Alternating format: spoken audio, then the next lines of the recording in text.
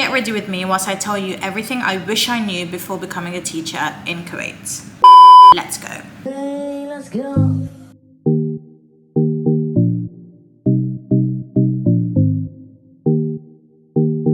So I've got my tea. Hello Kitty, of course. I'm gonna sit here, get ready, and talk about what it's actually like working in Kuwait as a teacher. First of all, I need to get you guys on Dr. Rochelle. Dr. Rochelle cleansing pads, amazing. I rave about this so much because it's so good. So I've been teaching in Kuwait for a while now. If I'm looking here and here, it's because I've got the viewfinder. Teaching in Kuwait for quite a while now, and I'm actually a school leader now, which is a lovely change of events. When I first moved here, I absolutely had no idea what to expect. Actually, I did my research, but there's only so much you can Google, especially in Kuwait. There isn't a lot on YouTube. A lot of the reviews that people have on teaching in Kuwait are negative, and I never found any unbiased reviews of actually teaching in Kuwait. So that's what this video is. Yeah, like I said, I did a lot of research, spoke to some people, and I thought I knew it all. Got here and I was like, okay. Quite a lot of questions about what it's actually like teaching here, especially on my TikTok. So if you're not following me on there, follow me on there. So I just thought I'd do a sit down Q&A, get ready with me. I don't think I've done one like this on my channel, so here it is. But before I go into this video, obviously everything I say in this video is based on my own experience, so you might have a different experience and it could be positive or negative, so still do your own research. But these are the things I personally wish I knew, so let's start with the biggest one. So first of all, your school matters in the sense that you need to negotiate your contract. Wherever you work, there's gonna be negotiations happening. Talking about your school accommodation, your salary, class sizes, curriculum. Don't be afraid to ask all of those questions. The serum.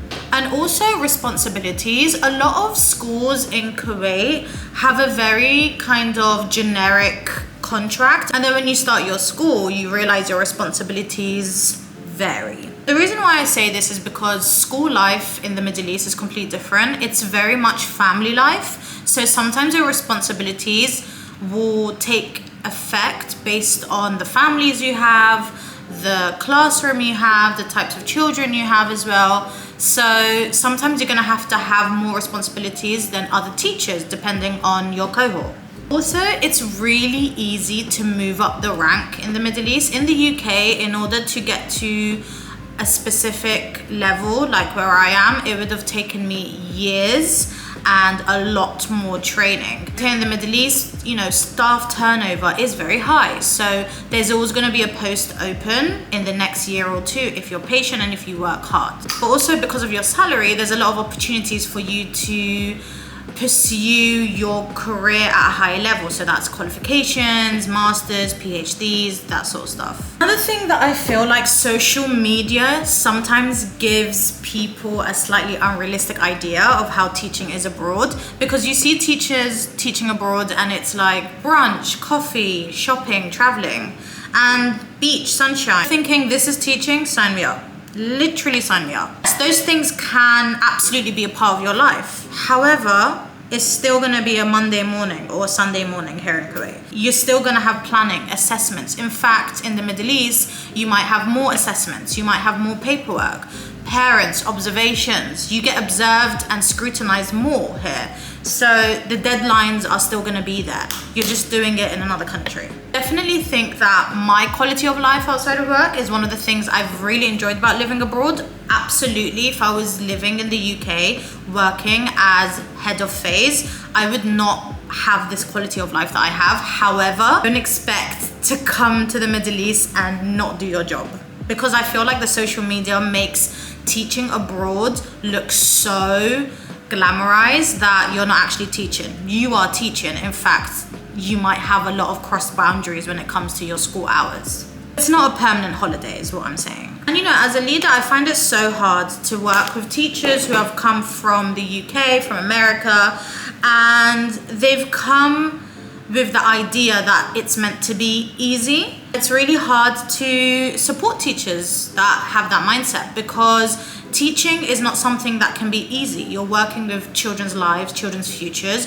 They're not just data. Another thing is the culture shock. So I am Muslim. I've been Muslim my whole life. However, when I came to Kuwait, I still got a culture shock. There are things done very differently here, and those that aren't used to that, it can be quite a shock to them. Kuwait is a Muslim country, so in times like Ramadan, no shop is open, no restaurant is open until the time of iftar, which is when Muslims break their fast. You also can't be eating and drinking outside, and actually a lot of non-Muslims fast Ramadan in Kuwait because everyone else is doing it. So they just end up doing it for health reasons or just because they want to partake in community life. So there are going to be times where you're going to have to just be respectful and ask questions and be willing to learn. Next thing is probably the biggest shock for me, and you guys are probably going to think I'm so silly for saying this, but the weather.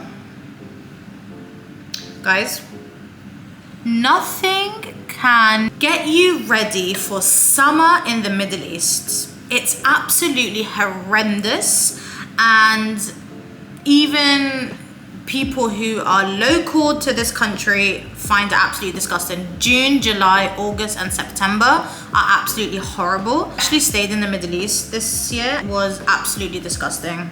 I'm just gonna be very honest. Thankfully, this country is built for hot weather, so there is aircon everywhere. In fact, the aircon is blaring out in my house right now, as you can see the two vents, but because I am using the enhanced voice feature in my editing software, you can't hear it. But this is how it actually sounds like.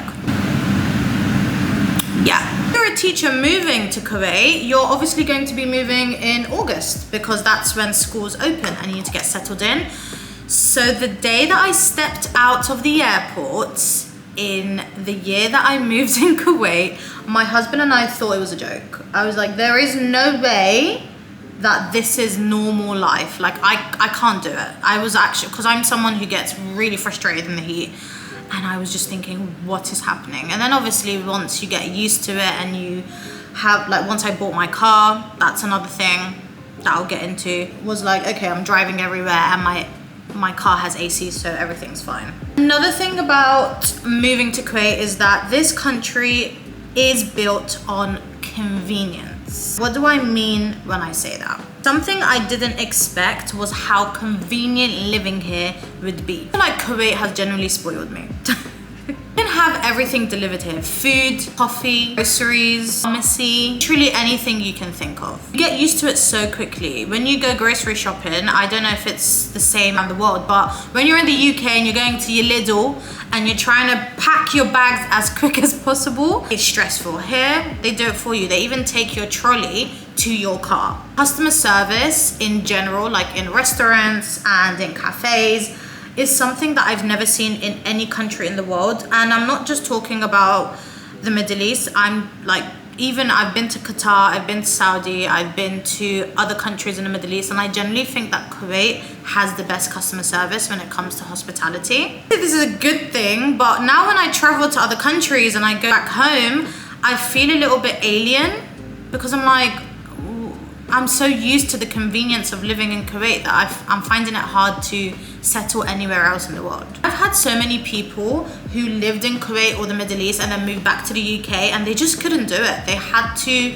move back to the Middle East because they were so used to the life here. It can be a positive and a negative thing because the longer you stay here, the harder it is to get out. That's something to have in mind. Obviously, another thing that you have to talk about, and I think it's important too, is the money. Money here is going to be better than what you're used to. You don't have rent to pay for, you don't have bills. The only thing that you have to pay for is your life. So your groceries, your quality of life, if you choose to get a car. I absolutely love this lip tint, by the way. Essence is so nice. But when I came here, I found it really hard to get used to the currency. So when I would see something that was 5KD, I'd be like, 5KD, that's nothing. It's like 5 quid. But then actually 5KD is £15 or approximately £15. So obviously it's more expensive than what I had in my mind. So it took me a while to get used to the currency of KD and fils.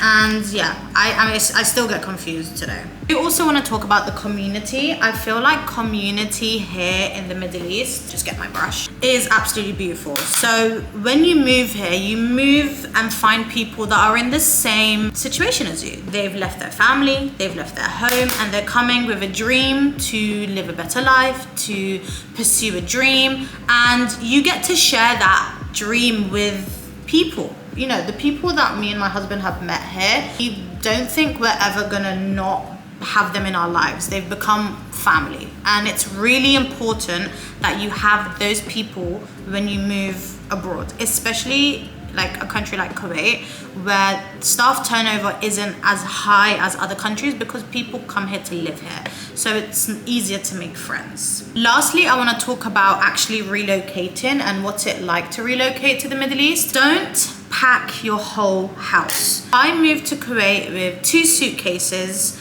one for my husband and one for myself. I thought that wasn't going to be enough, but when you come here and you have your home, most homes are furnished here. They have everything in Kuwait. Everything. They have Primark, they have Riva, they have everything you can think about. So bringing everything here does not make sense. And I have seen some people that have actually had their things shipped over in cargo and then they regret it after because they just have so much unnecessary things and they can't buy new things. I'm using a lot of bronzer because you're gonna see what I'm gonna do. Just want to take a minute to talk about this powder. I've been using this since my wedding day. I got it as a gift from my sister-in-law because I ended up doing my own makeup for my wedding. It was amazing, and it was literally thanks to this powder. This powder makes my face look airbrushed, and I absolutely love it. We're just gonna leave that on. It looks like I've got a beard. So I put some clear mascara on.